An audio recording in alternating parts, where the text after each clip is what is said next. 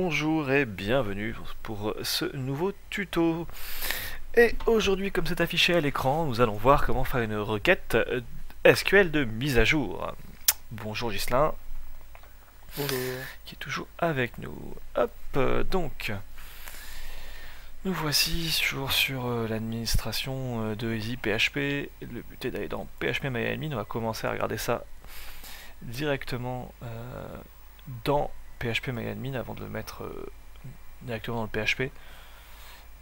Sachant que je rappelle que ces requêtes SQL sont utilisables sur Access, sur plein d'autres outils qui utilisent la norme SQL pour rédiger. Alors, on va donc en fait déjà sur PHP-MyAdmin, pour modifier, c'est très simple, hein, modifier, hop, il vous ouvre un joli formulaire et vous modifiez la valeur que vous voulez, hein. Vous exécutez et il vous fait tout seul la requête qui est ici. Ok. Je vais la copier, créer un nouveau document PHP. Hop. Voilà. Pour mettre la requête et l'expliquer. Oui, il y a des guillemets qui traînent, donc il aime pas. Alors, bon, déjà, très simple, update, hein, mise à jour.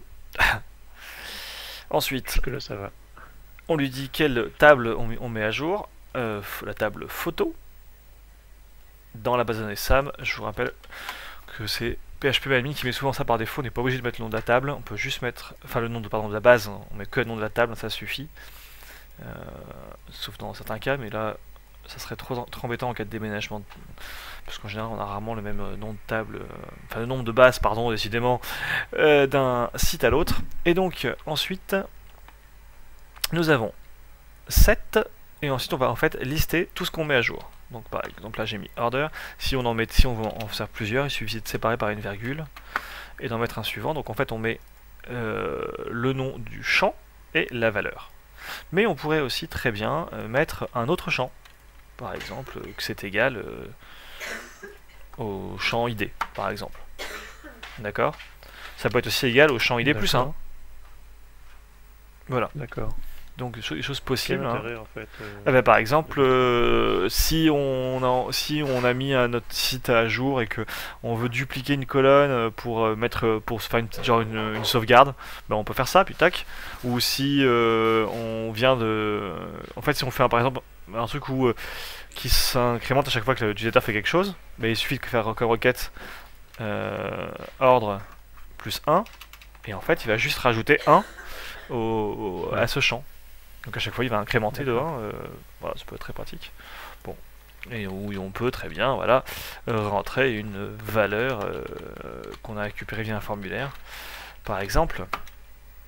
Ensuite, nous avons l'idée photo.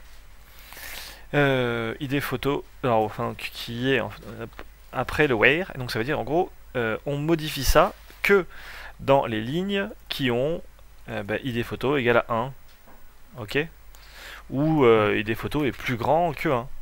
Donc là, on n'a pas encore vu toutes les possibilités qu'il y a qu'on peut mettre après where, mais en gros, voilà, on ne modifie pas forcément qu'une ligne. On modifie toutes les lignes qui sont justes. Et si jamais je fais ça, eh ben, il va modifier toutes les lignes du tableau, sans exception. Voilà.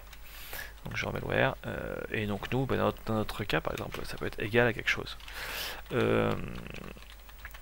Le dernier truc qu'on peut rajouter, comme sur... non, ID photo, ça serait peut-être vachement plus intelligent. Voilà, hop, et puis après, on peut faire aussi une limitation, par exemple limiter à 1, si jamais bah, plusieurs lignes correspondent à notre condition, on dit de faire que sur 1. Voilà. Et voilà pour l'édition. Je vais enregistrer, non pas ouvrir, mais enregistrer ce fichier dans le dédale de mon ordinateur. Hop. Pour le mettre dans l'admin. Alors, Hop, voilà dans le bon dossier. Donc là, je vais mettre dans l'admin et on va s'en servir pour enregistrer l'ordre et on verra dans un prochain podcast comment on va envoyer les infos à celui-ci. Et je vais juste récupérer sur une autre page tac, ce qu'il me faut pour me connecter à ma base de données. Voilà. On inclut notre classe SQL qu'on avait créée. Je vous invite du coup à voir nos précédentes vidéos si vous voulez voir un peu toutes ces lignes de code que je rajoute. C'est donc pour me connecter à la base de données, pour lancer la requête. C'est pas les lignes de code qui sont les lignes de base. On a créé un petit script exprès. On a d'ailleurs créé aussi un escape pour s'assurer que un hacker envoie pas n'importe quoi et fasse n'importe quoi avec ma requête, avec les données qu'on lui donne. Et voilà. Est-ce que tu as des questions, Ghislain? Non, pour l'instant, non. Ben pour l'instant, c'est fini pour cet petit épisode. Car c'était juste comment on fait une requête de mise à jour. Et on verra la suite de notre création de site web dans les prochains épisodes.